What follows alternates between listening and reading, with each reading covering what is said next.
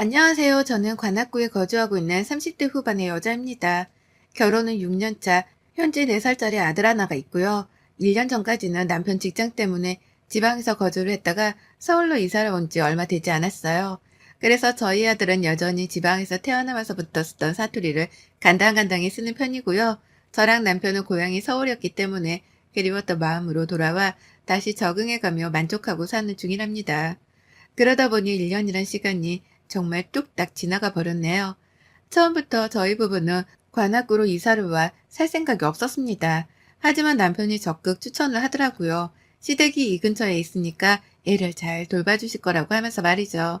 당연히 시댁이랑 코앞에 산다는 것이 너무 부담스럽고 생각만 해도 거부감이 느껴졌는지라 거절을 했었답니다. 차라리 도움을 안 받더라도 마음 편히 사는 게 훨 낫겠다면서 말이죠. 하지만 남편한테서 설득을 당하다 보니 일리도 있었어요. 시어머니가 저희 아이를 무척 좋아라 하시거든요. 저를 쏙 닮았는데도 불구하고 당신 아들을 쏙 빼닮은 손주라고 하면서 말이죠. 그래서 가끔씩 얼굴 한번 보고 싶단 말을 자주 하셨는데 남편은 감사히 받아들이라는 겁니다. 그렇게 보고 싶다 하실 때 아이도 한 번씩 맡기고 바깥 외출도 하며 바람 좀 쐬라고 말이죠. 뭐든 가까이에 가족이 살고 있는 거랑 살지 않는 거는 천지 차이라면서 좋은 쪽으로 생각을 해보라 말입니다. 그래서 믿었죠. 믿고 싶지 않았지만 믿을 수밖에 없었습니다. 서울로 돌아간다고 설레는 기분만 한가득인데 시모와 가까이에 살고 말고의 문제로 머리 아프고 싶지가 않았으니까요. 그렇게 저는 관악구 한복판에서 시어머니하고 전례 없는 이웃 사촌으로 다시 만났습니다. 결혼을 하자마자 남편이 지방 발령을 받아버리는 바람에 쭉 지방에서 거주를 했거든요. 그러다 얼마 안 지나 코로나도 터지면서 어머님하고는 가까이 지낼래야 지낼 기회가 많지 못했습니다. 그러니 긴장이 되었죠. 얼만큼 이웃 사촌으로 기분 좋게 잘 지낼 수 있을까 싶어서 말이죠. 단단히 마음을 먹고 시작한 관악구살이는 생각보다 좋았어요. 집도 주인분이 인테리어를 싹 새로 한 빌라에 운이 좋게 들어와서 살게 되었는지라 만족스러웠고, 금세 제 아들아이 또래 친구 엄마들을 만나고 얼굴을 익히다 보니 친구도 생겼답니다. 제가 저희 친동생이 운영하는 쇼핑몰에서 포장 알바랑 고객 상담 업무를 해가며 아르바이트를 해주게 되었는데요. 아이가 어린이집에 가 있을 동안에만 일을 해주다 보니 육아를 하는데 크게 힘든 건 없었어요. 받은 알바 월급으로는 아들이랑 소소하게 카페를 가는 재미도 있었고요. 그런데 하나 참 매번 경험할 때마다 싫다 싶은 것이 하나 있었습니다. 그건 바로 시어머니의 살림살이 방식이었죠. 어머님은 참 특이하게도 예의범절에 어긋나는 행동을 하셨답니다. 바로 유통기한이 지나버린 음식을 아무렇지 않게 저희 집으로 가져다 주는 것이었죠. 이게 참 애매하게 이상하고 이해가 안 가더라고요. 저희 생각해서 음식을 주시는 것도 같은데 음식을 확인해 보면 꼭 유통기한이 지나 있곤 했답니다. 멀쩡한 음식을 주시면 제가 당연히 감사히 받겠죠. 어머님이 우리 생각해서 챙겨주신 음식이니까요. 그런데 어머님은 꼭 하루 이틀부터 시작해서 많게는 몇 달이 지난 음식들을 먹으라고 선심 쓰듯이 턱턱 건네주곤 하셨습니다. 가족이든 사람이든 그리고 며느리에게든 유통기한이 지난 음식을 건네주는 게 정상은 아니잖아요. 아무리 제가 며느리라고는 하지만 이게 예의에 어긋나는 행동이 분명하기도 하고요. 그런데도 어머님은 늘 한결같이 선심을 쓴다는 표정을 굳게 지어 보이고는 음식을 건네주셨답니다. 그러니 제가 황당할 노릇이었죠. 웃는 얼굴에 침을 뱉을 수 없다고 하잖아요. 뭔가 대단한 걸 챙겨주는 듯 유통기한이 지난 음식을 건네주는 어머님의 행동에 싫은 소리를 하기가 애매했답니다. 그러니 그냥 언젠가부터는 체념을 했어요. 어머님이라는 사람 자체가 유통기한 따위는 신경을 잘 쓰지 않고 음식을 먹으시는 분인가 보다 라고 말이죠. 그렇기 때문에 며느리랑 손주가 먹을 건데도 불구하고 유통기한이 지난 음식을 주시는 거다 싶었답니다. 이렇게 생각을 하지 않고서는 이해를 할 방법이 없었기 때문에 저 스스로 좋은 쪽으로 다 마음을 정리하며 받아들였죠. 하지만 이렇게 간단한 문제였다면 제가 사연조차 쓰지를 않았을 겁니다. 간단하지 못했던 바람에 제가 이리 사연까지 써보이게 되었어요. 가까이서 살며 한 이웃으로 어머님을 대해보니 이 어머님이 정말 구제불능이시더라고요. 웬만하면 저보다 오래 산 어르신한테 이런 말을 안 할 텐데 저희 어머님만 보면 속에 돌멩이가 꽉 박히는 것이 정말 답답해 죽을 노릇이었습니다. 저희 집에 무슨 쓰레기 분리수거함 정도로 생각을 하는 듯 보였거든요. 차라리 분리수거라도 되면 제가 이렇게까지 사연을 적어보내진 않았을 텐데요. 분리수거조차 되지 않는 것들을 버린다고 보내오신 바람에 제 머리만 터질 노릇이었죠. 한두 번씩 저희 아들한테 입힐 옷이 있다면서 집으로 찾아오신 적이 있었습니다. 전 또 기대를 했죠. 손주한테 줄 새 옷을 사오셨구나 싶어서 말입니다. 이제 4살짜리이고 집안에 하나밖에 없는 장손에다가 손주인데 적어도 새 옷 정도는 꼭 사주실 줄 알았답니다. 그런데 어머님이 입힐 옷이라고 들고 온 아이 옷을 보고서는 기겁을 했네요. 어디서 거적대기도 그런 거적대기가 없을 만큼 해진 옷들을 검은색 비닐봉지에 집어 넣어서는 가지고 온 거예요. 처음엔 그 봉다리 안에 음식이라도 들어가 있는 줄 알았습니다. 옷은 어머님이 챙겨오신 핸드백 안에 접혀져 들어가 있는 줄 알았어요. 그런데 그 검정 봉다리 안에 성의 없게도 들어가 있던 옷들을 보자마자 속으로 얼마나 탄식을 내질렀는지 몰라요. 아이가 입기에 너무 대놓고 어른 옷인 마냥 컸던 옷, 해진 건 물론이고 어디서 냄새까지 나는 것이 정말 봐도 봐도 기가 막혔죠. 하지만 어머님은 어디서 굉장한 옷을 구해왔다는 듯이 뿌듯해하며 옷을 건네주셨고요. 당장이라도 입혀보라고 말씀을 하시길래 결국 저도 짜증이 반쯤은 섞인 채로 말씀드렸습니다. 아니, 이 옷을 어떻게 입혀요? 이렇게 큰데. 라고요. 그러자 어머님은 놀랍지도 않다는 듯이 대답하시더라고요. 아, 이게 크니? 큰가? 라고 말이죠. 그리고 별말 없으시다가 얘랑 놀아주기만 하고는 그냥 옷을 내버려 둔 채 집을 나가버리셨답니다. 또다시 우리 집에 못쓸 짐을 버리시고 가버린 것이었죠. 늘 이런 식이었어요. 이런 식으로 못 쓰는 옷, 쓰기 싫은 물건들을 참 잘도 놓고 가셨습니다.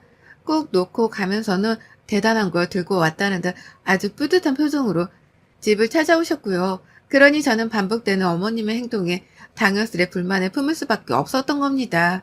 내 집의 분리수거장이라 생각을 하는 게 분명하다는 생각을 아무리 곱씹어도 지울 수 없었거든요. 매달 시어머니한테서 받은 물건들이 한가득이었고 그걸 버리면서 혼자 화를 삭혔어요. 도대체 어디서 가져오길래 이런 냄새나고 더러워 보이는 것들을 잘도 건네주시나 싶었거든요. 그런데 곰곰이 생각을 해보니 이해가 가더라고요. 어머님은 정말로 집안에 오래도록 묵혀놓고 삭혀둔 오랜 짐들을 저희 집으로 버려내고 있었던 것이었습니다. 장롱 안에 안 입는 옷들이 몇 개씩은 집집마다 있잖아요. 있는지 없는지도 모르는 그런 옷들 말입니다. 어머님은 딱 그런 것들을 저희 집으로 보내신 것이었습니다. 그러니 어디 유행도 알 수 없는 출처모로 옷들이 저희 집에 쌓여갔던 것이었겠죠. 그런 와중에 남편이 쐐기를 박는 말까지 꺼냈죠. 어? 이거 나 어릴 때 우리 엄마가 입던 옷인데? 라고요. 그래서 그 후론 진짜로 어머님이 준다는 건 최대한 피했어요. 뭘 줄게 있다고 할 때마다 극적으로 시어머니 연락을 피해가면서 지냈달까요?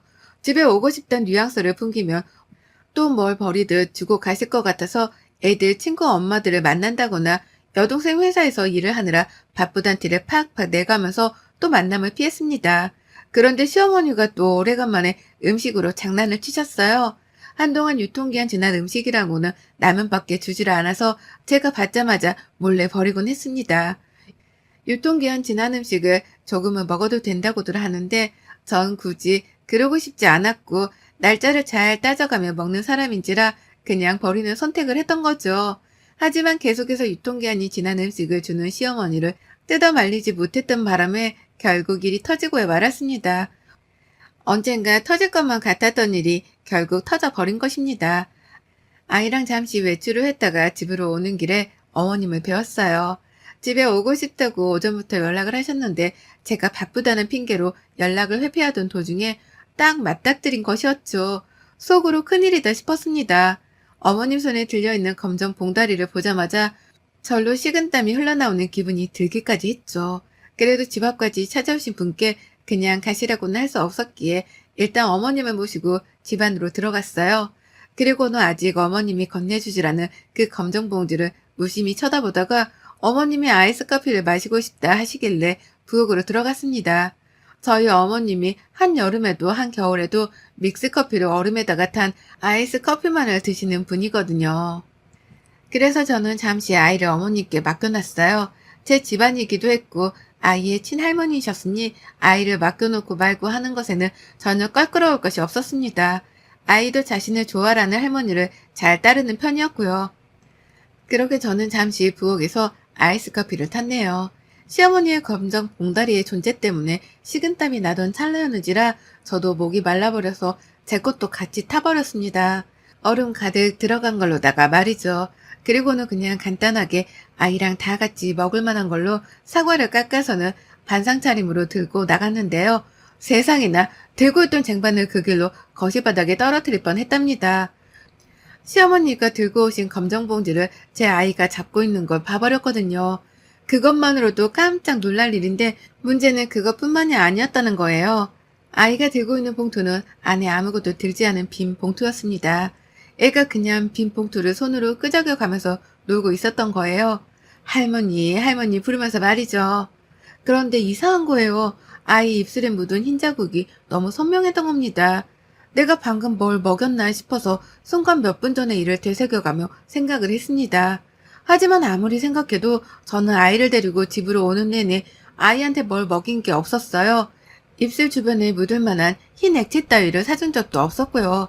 그래서 거실에서 아이를 마주보자마자 냅다 한 걸음에 아이에게로 달려갔습니다. 그리고는 입술 주변을 닦아주며 제 손에 묻은 흰 액체의 정체를 확인했죠. 그리곤 정말 저도 모르게 불안한 감정이 머릿속을 휩쓸며 한숨을 푹 쉬고야 말았네요. 그건 바로 우유였습니다. 흰 우유였어요. 머릿속이 새까매지더라고요. 애한테 우유를 가져다 준 적이 없는데 도대체 이 우유가 어디서 났나 싶어 말이죠. 그리고 바로 1초도 지나지 않아 그 우유의 출처는 충분히 지레짐작할 수 있었습니다. 그건 바로 시어머니가 들고 온 것이었을 테죠. 당연했습니다. 늘 뭐든 버리는 음식이며 옷이며 자질구레한 것들을 우리 집으로 들고 오시는 분이셨기 때문에 이번에도 검정 봉지 안에 뭔가가 들어있을 것이 분명했어요. 근데 그걸 저한테 검사조차 받지를 않고 곧장 뜯어서는 제 아이의 입으로 직행하듯 집어 넣어버린 것이었습니다. 상했는지 아닌지 유통기한이 지났는지 안 지났는지 제 눈으로 확인조차 하지를 못한 우유를 말입니다. 어머님 이거 우유예요? 아니 우유를 먹이신 거예요?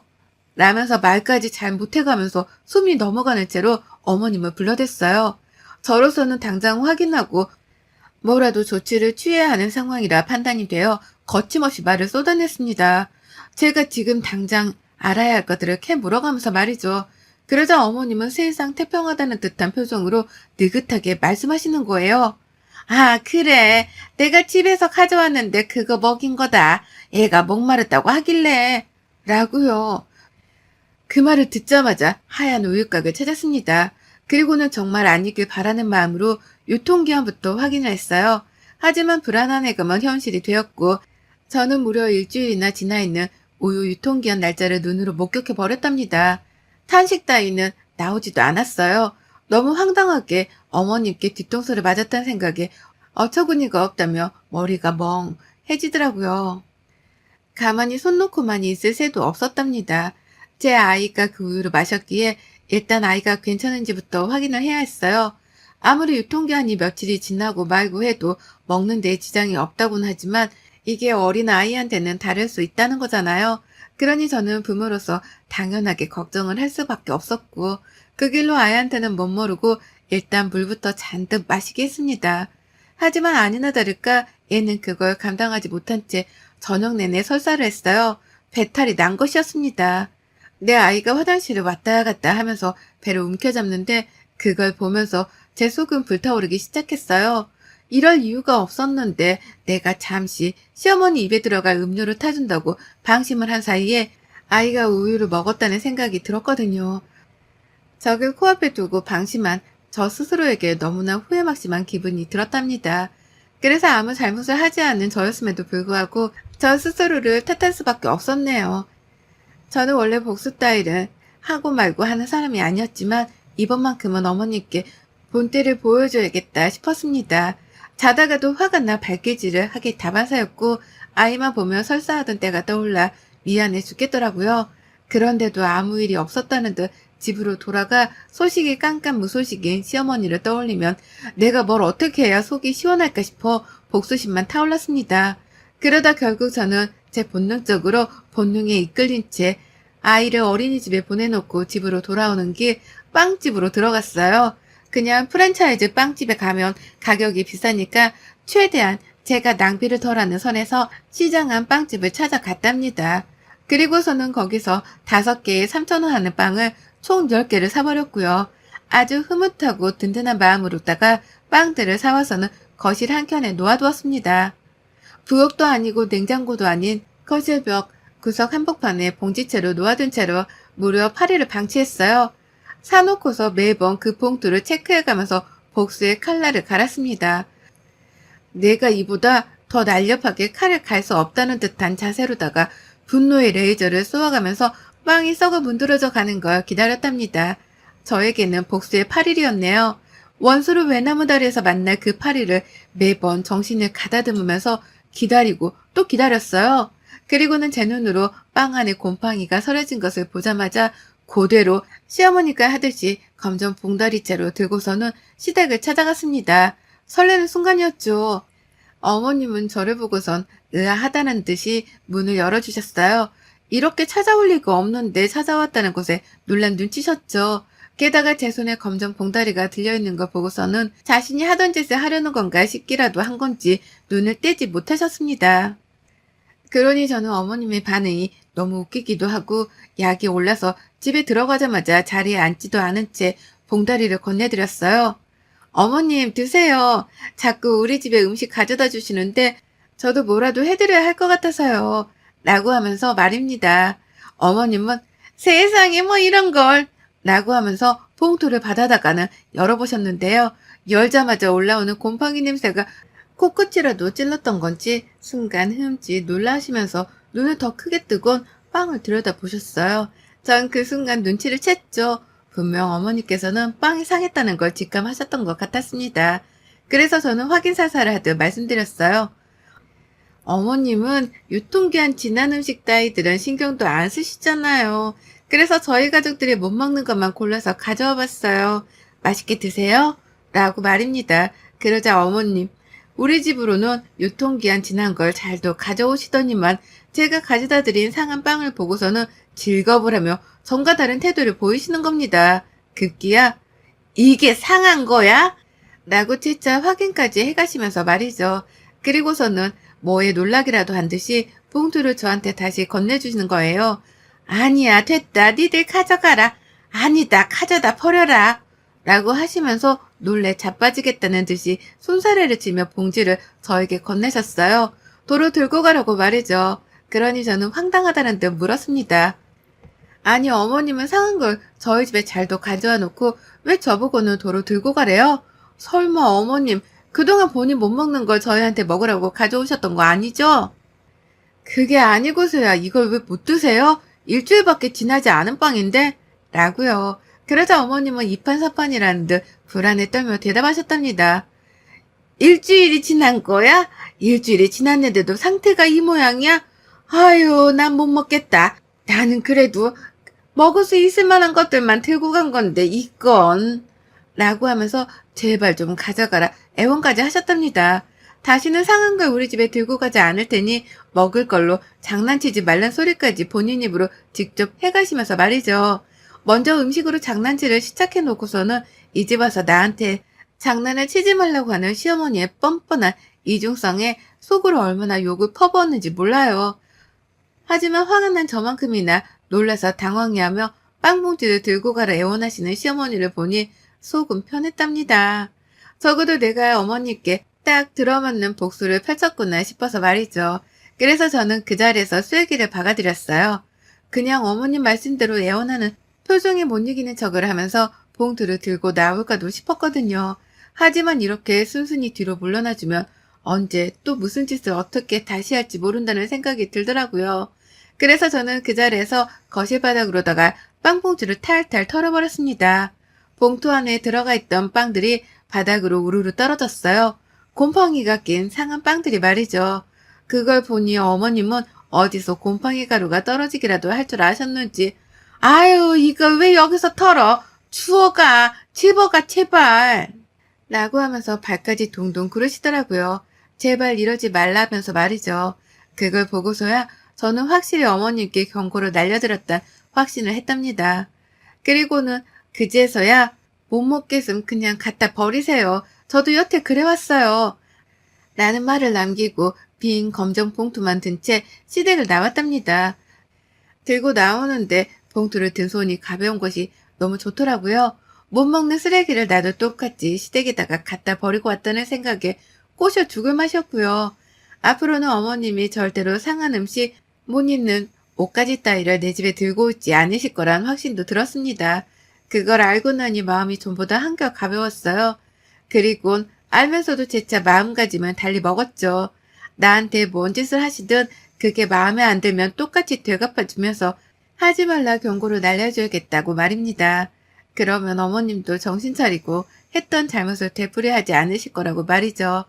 우리 어머님 상해 버린 그 빵들을 음식물 봉투 안에 넣어 잘 버리긴 하셨나 모르겠네요.